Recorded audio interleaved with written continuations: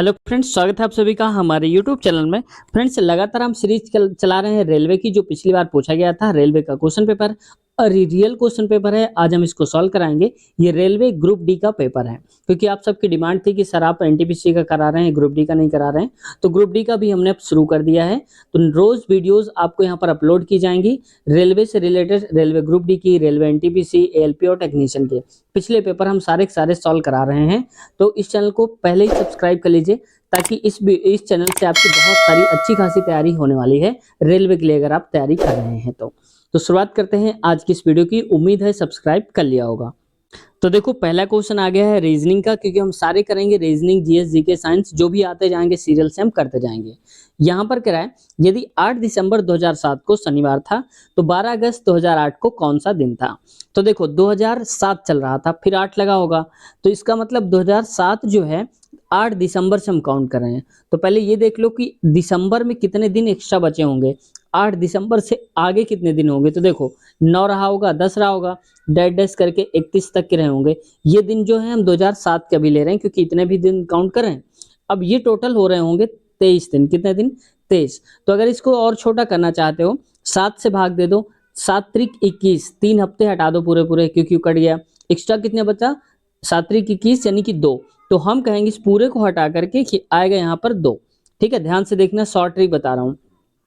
अब ये तो बात पता चल गई कि शेष दिन हमारे 2 बचे दिसंबर में, चाहे तो आप 23 भी लिख सकते थे, कोई बड़ी बात नहीं। अब अगस्त तक हमको जाना है, तो यहाँ पर देखो अगस्त से चलेंगे तो 2008 का जनवरी आया होगा, फिर फरवरी, फिर ऐसे करके आया होगा, अगस्त तक चलेंगे। तो देखो जनवरी में होते हैं 31 दिन, और 7 से भाग करेंगे तो 7 चौक 28, एक्स्ट्रा कितने बचेंगे? 3। तो यहाँ पर लिख दो 3। वैसे हर महीने का आप निकालोगे, जो महीना पूरा निकालने की जरूरत भी नहीं है, जो महीना 31 का होगा उसमें से 3 लिख दो, और जो महीना 30 का होगा उसमें से 2 लिख दो। 7 चौक 28, 2 बचेगा एक्स्ट्रा, वही करना है। तो देखो ये हो गया जनवरी। फरवरी में कितना होगा? 2008 29 की रही होगी, तो 1 दिन बचा होगा। जनवरी, फरवरी, मार्च, अप्रैल, मई, जून, जुलाई और अगस्त में देखो 12 अगस्त तक कले रहे, और 12 अगस्त का मतलब है यहाँ पर कि देखो 7 हफ्ता तो पूरा हो गया होगा, 1 से 7 दिन तक, 5 बचा होगा, 7 5 12, क्योंकि 14 तारीख तक होता तो 2 हफ्ते और पूरे हो जाते। तो 7 दिन और हटा दो, क्योंकि 1 हफ्ता हटा दो। 7 5 12, तो 5 दिन एक्स्ट्रा हो रहे होंगे, तो ये लिख लो 5, क्योंकि 5 दिन ये पूरे हफ्ते नहीं बन रहे ना। अब देखो सब बस इतना कर लिया तो आंसर आपका आ जाएगा। और भी छोटा करने की मैं ट्रिक बताता हूँ। जो नंबर का योग 7 हो रहा है उनको हटा दो। जैसे देखो यहाँ पर 3 1 4 3 7, तो ये पूरा हटा दो, इसको हमें कुछ करना ही नहीं है। अगला देखो, जैसे 5 और 2 7, इसको भी हटा दो, हमें कुछ नहीं करना है। देखो अगला 3 2 5 और 2 7, इसको भी हटा दो, हमें कुछ करना ही नहीं है। अब बचा हमारे पास केवल 3 बचा, तो शनिवार के आगे 3 दिन जोड़ दो। तो देखो शनिवार हो जाएगा, रविवार, सोमवार, मंगलवार, बस ये आ जाएगा आंसर मंगलवार। ठीक है, समझ में आई आपको ये बात?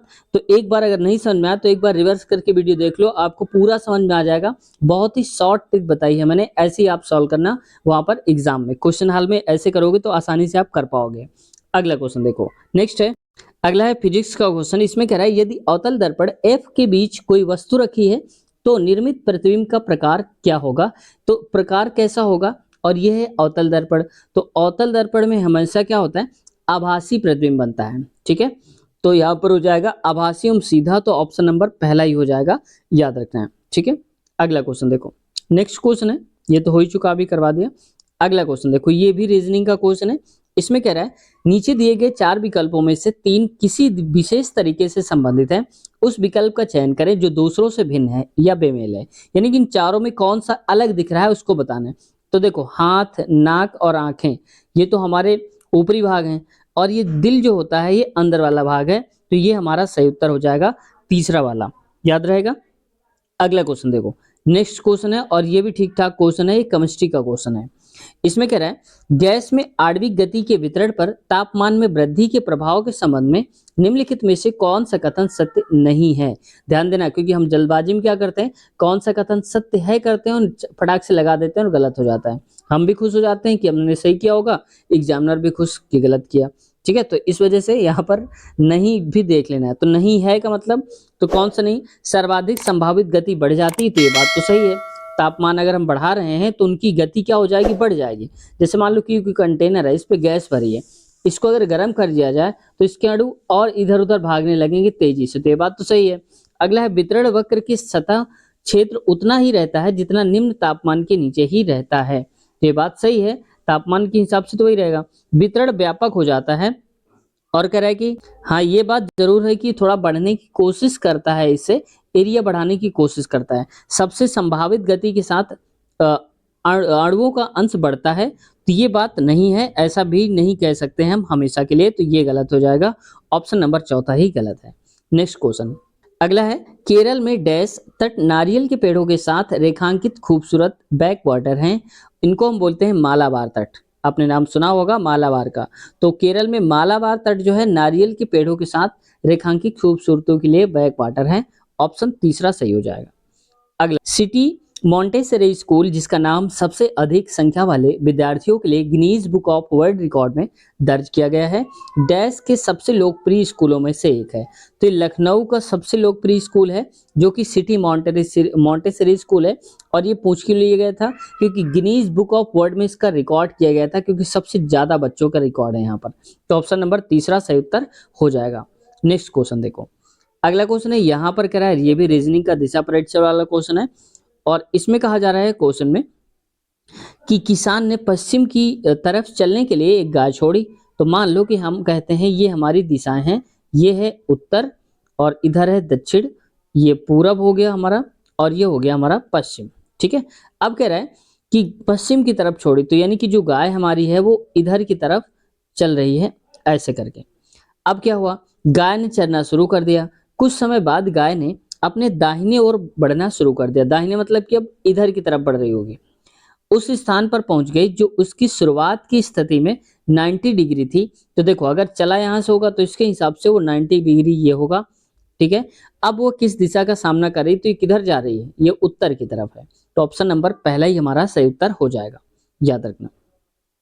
अगला क्वेश्चन देखो, नेक्स्ट है ये मैथ वाले क्वेश्चन हम बोर्ड में कराते हैं। क्वेश्चन देखो यहाँ पर पूछा जा रहा है, क्वेश्चन में सोडियम क्लोराइड से अमोनियम क्लोराइड को अलग करने के लिए आप निम्नलिखित में से किस प्रक्रिया का उपयोग करेंगे। यानी कि सोडियम क्लोराइड जो है इससे अमोनियम क्लोराइड को अगर अलग करना है तो क्या करेंगे, तो ऊर्ध्वपातन या सब्लिमेशन हम करेंगे।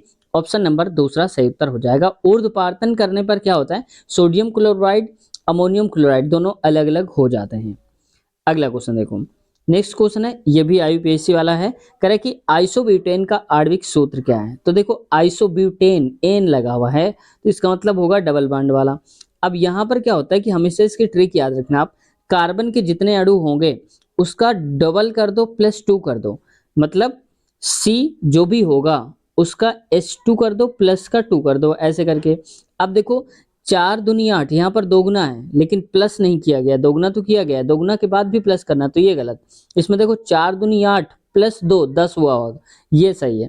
जबकि देखो इसमें 3 दूनी 6 प्लस 2 किया गया है 8। लेकिन हमें ये भी ध्यान देना है कि यहाँ पर ब्यूटेन की बात हो रही है, तो होता है मेथ एथ प्रो ब्यूट। ब्यूट का मतलब होता है कि 4 कार्बन होंगे हमारे। ठीक है, ये क्या है, मेथ एथ प्रोप है, प्रोपेन की बात हो रही है, ऐसे भी याद रखना। और ये तो वैसे ही गलत ही हो गया, तो ऑप्शन नंबर इसका सही हो जाएगा, सेकंड वाला सही हो जाएगा।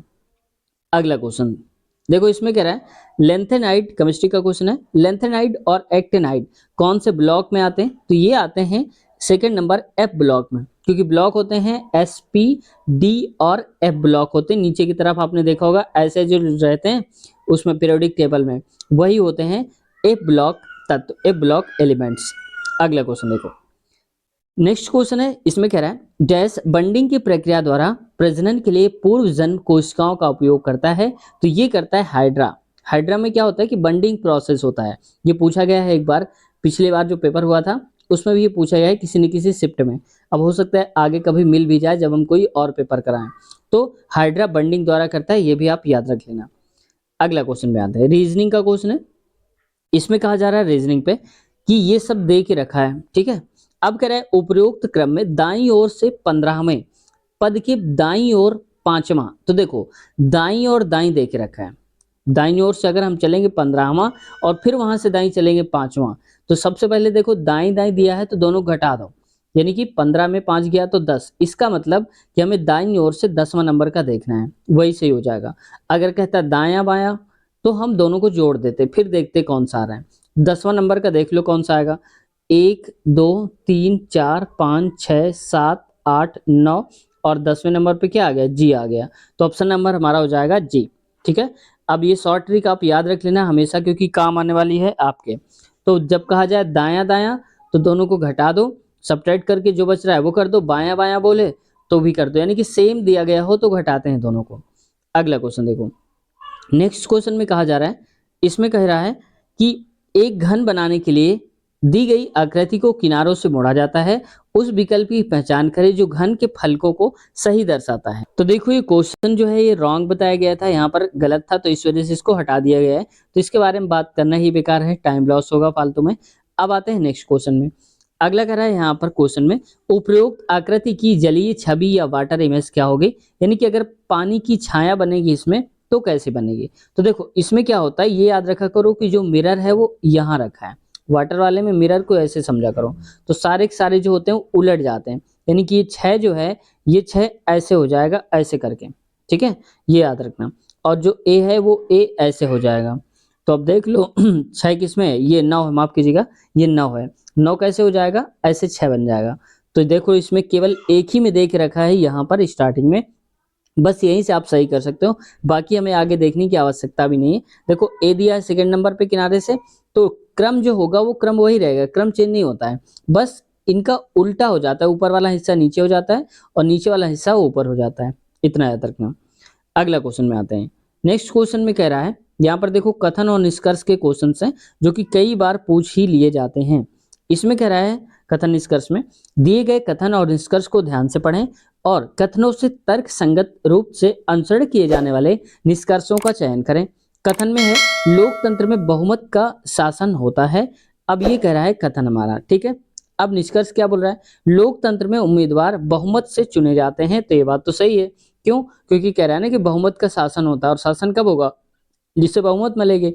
और बहुमत कैसे मिलेगी, लोकतंत्र के हिसाब से। तो ये होता है ऑप्शन नंबर पहला। सेकंड पे क्या है, लोकतंत्र में कानूनों में संशोधन संसद में बहुमत द्वारा किया जाता है। तो ये बात भी सही है कि लोकतंत्र के में जो कानून होते हैं उनमें संशोधन कोई भी करना है तो संसद करता है, वो भी बहुमत के द्वारा करता है। ठीक है, तो लोकतंत्र में ही तो कह रहा है कि बहुमत का ही शासन होता है, जो चाहे वो कर सकता है। तो ऑप्शन नंबर इसका पहला और दूसरा दोनों ही सही है, ऑप्शन नंबर तीसरा सही है।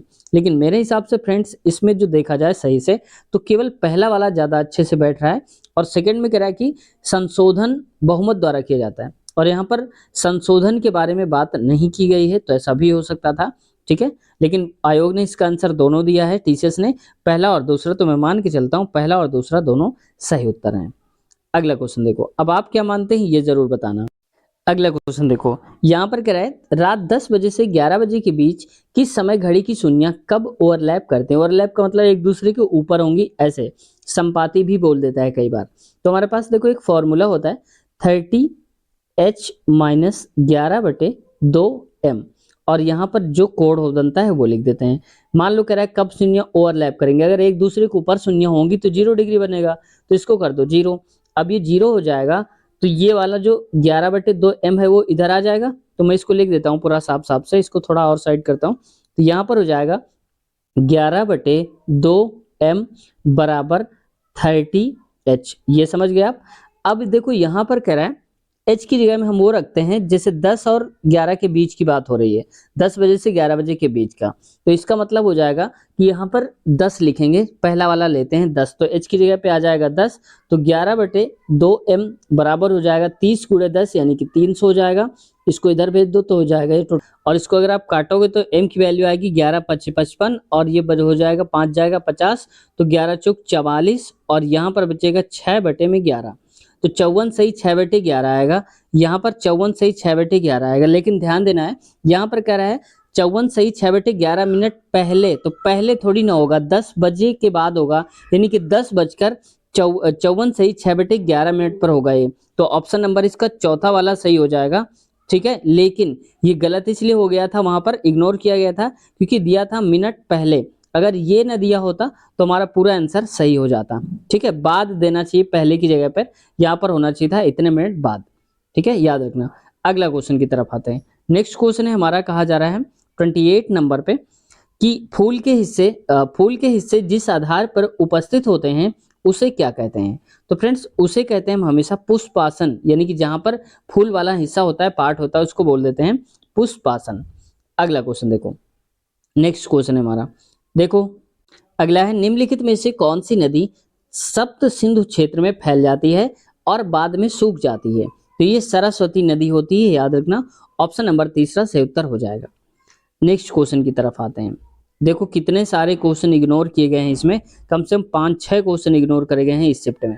अब जिसका रहा होगा उसको तो बहुत ही अच्छी खासी मार्क्स मिल गए होंगे उसको। देखो अगला कह रहा है, 20 किलोग्राम द्रव्यमान की वस्तु 5 मीटर पर सेकंड की गति के साथ चलती है, उसकी गतिज ऊर्जा बताना है। तो हमें पता है कि गतिज ऊर्जा फॉर्मूला होता है 1/2 एम वी स्क्वायर। तो लिख दो 1/2, एम की वैल्यू क्या है, एम है 20 किलोग्राम, तो यहाँ पर लिख दो 20 और ये 20 लिखा हुआ है, और v की वैल्यू क्या है 5, तो 5 का स्क्वायर करोगे तो आ जाएगा 25, और इसको अगर काटोगे 2 से 2 तो बन जाएगा 10 गुणे में 25, तो 10 गुणे 25 हो जाएगा 250।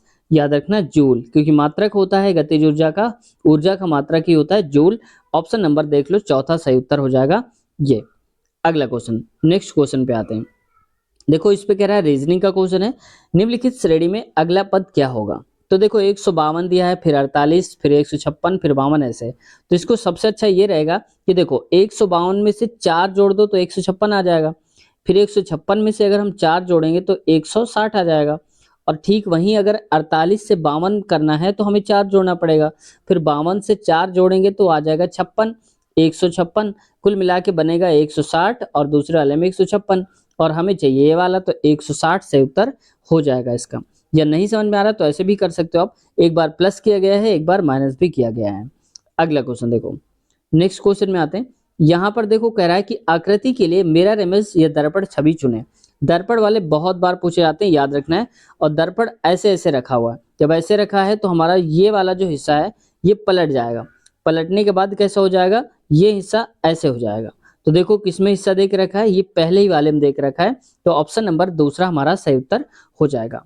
नेक्स्ट क्वेश्चन देखो, उसमें कह रहा है, नेक्स्ट क्वेश्चन रीजनिंग का क्वेश्चन है कि नीचे दिए गए 4 विकल्पों में से 3 विशेष तरीके से संबंधित है, उस विकल्प का चयन करें जो दूसरों से भिन्न है या बेमेल है, यानी कि दोनों में से अलग है जो, उसको बताना है। तो यहाँ पर क्या हो जाएगा, देखो बंदूक, एक बंदूक तो अलग ही है, तलवार भी है और कुदाल भी है, ठीक है, लेकिन लिखना क्या है, लिखना तो एक काम हुआ ना, तो यहाँ पर ऑप्शन नंबर तीसरा सही उत्तर हो जाएगा।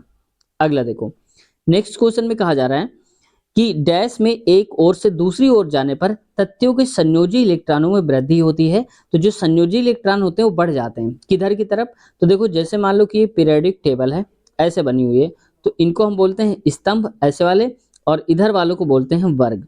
तो अगर हम इधर की तरफ जाते हैं, यानी कि बाएं से दाएं की तरफ जाते हैं, तो वर्ग में जाने से दूसरी ओर जाने पर तत्वों के संयोजी इलेक्ट्रॉन में वृद्धि हो जाती है। तो ऑप्शन नंबर पहला सही उत्तर हो जाएगा। याद रखना, इधर वालों को बोलते हैं वर्ग, इधर वालों को बोलते हैं क्या, स्तंभ, कॉलम। अगला देखो, अब देखो ओडोमीटर गति मापते हैं, तो एमीटर से क्या मापते हैं, विद्युत धारा यानी कि करंट मापते हैं। तो ऑप्शन नंबर दूसरा सही उत्तर हो जाएगा। इनका मात्रक दे के रखा था, भूकंप की बात हो नहीं रही है, और वायु और द्रव्यमान अलग अलग है। अगला देखो, अच्छा अब आपको बताना ये है यहाँ पर कि भूकंप को हम कैसे मापते हैं, यानी कि किस इंस्ट्रूमेंट से मेजर करते हैं इसको, भूकंप को। अगर आपको पता है तो एक बार जरूर बताने की कोशिश करें। अगला क्वेश्चन देखो, नेक्स्ट क्वेश्चन पे आते हैं। अगला क्वेश्चन में कहा जा रहा है, डैश के बीच अवधि दिल्ली सल्तनत की अवधि के रूप में जाना जाता है, यानी कि दिल्ली सल्तनत के रूप में हम कब से कब तक को जानते हैं, तो 1200 ईस्वी से लेकर के 1526 ईस्वी तक इनको मानते हैं हम, दिल्ली सल्तनत के नाम से हम जानते हैं। अगला क्वेश्चन देखो, नेक्स्ट क्वेश्चन है, इसमें कह रहा है कथन क्या है, सभी टॉनिक्स विषाक्त पदार्थ हैं, यानी कि जहरीले हैं, सभी विषाक्त पदार्थ जहर हैं। पहले मैं इसको बना लेता हूं, जब कभी ऐसी बात आती है तो एक ये कर लो, और इसमें कह रहा है सभी टॉनिक्स विषाक्त पदार्थ हैं, तो एक ये मैं बना लेता हूं पहले दूसरा वाला ऐसे करके, ठीक है। तो यहां पर कह रहा है सभी टॉनिक्स, तो मान लो ये टॉनिक्स है, अंदर वाले टॉनिक्स हैं, विषाक्त पदार्थ हैं, सभी टॉनिक्स जो हैं वो विषाक्त पदार्थ हैं, तो इनको मान लो कि विषाक्त पदार्थ ये कर लो ऐसे करके। अगला है सभी विषाक्त पदार्थ जहर हैं, तो यहाँ से कर लो इसको यहाँ से, तो ये हो जाएगा जहर को मैं जे लिख देता हूँ। अब देखते हैं यहाँ पर निष्कर्ष क्या बोलता है। ये कह रहा है सभी जहर टॉनिक हैं, तो सभी जहर ये वाले टॉनिक हैं, तो टॉनिक नहीं है, सभी जहर टॉनिक नहीं है बल्कि सभी टॉनिक, क्योंकि इसके अंदर आ रहा है, जहर तो बाहर वाला है, तो ये गलत हो जाएगा। दूसरे में कह रहा है कुछ जहर टॉनिक है। हाँ, ये बात हो सकता है कि ये वाला हिस्सा जो है ये वाला, ये टॉनिक में भी आ रहा है और जहर वाला भी हिस्सा, देखो ये वाले का इतना सा पार्ट है ये वाला, तो ये सही है, ऑप्शन नंबर सेकंड से हो जाएगा, केवल सेकंड उत्तर पालन करता है।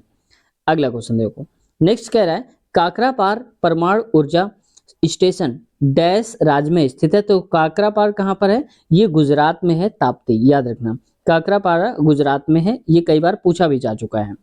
अगला क्वेश्चन देखो, इसमें हॉकी बैडमिंटन संबंधित है, तो बैडमिंटन किस माफ कीजिएगा, हॉकी मैदान से संबंधित है, तो बैडमिंटन कोर्ट से संबंधित है। इनके मैदान दे के रखे हैं कि हॉकी मैदान में खेलते हैं, तो बैडमिंटन कोर्ट में खेलते हैं।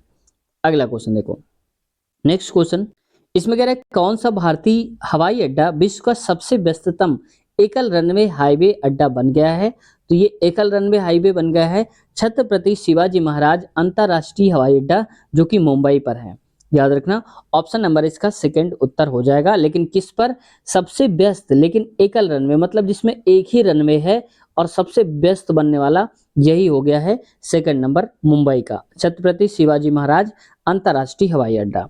तो फ्रेंड्स आज की वीडियो हम यहीं तक रखते हैं, बाकी आगे वाले क्वेश्चन जो आप देख पा रहे होंगे यहाँ 50-51 से लेकर के, वो क्वेश्चन हम नेक्स्ट पार्ट में सॉल्व करेंगे और सारे हम 100 तक के क्वेश्चंस कंप्लीट करेंगे अगले पार्ट में।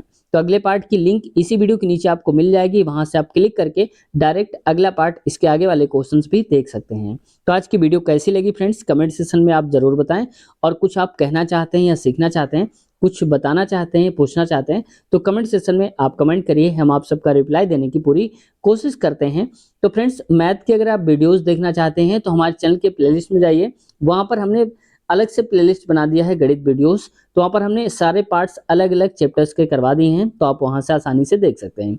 या फिर रेलवे के पिछले पेपर जो हमने और भी करवा दिए हैं, नहीं देखें तो हमारे चैनल के प्लेलिस्ट में जाइए, वहाँ पर हमने अलग से प्लेलिस्ट बना दिया है रेलवे पिछले पेपर, तो उस पर जैसे ही आप क्लिक करेंगे तो सारे जितने भी पार्ट्स हमने करवाए हैं अब तक, वो सारे के सारे खुल करके आपके सामने आ जाएंगे।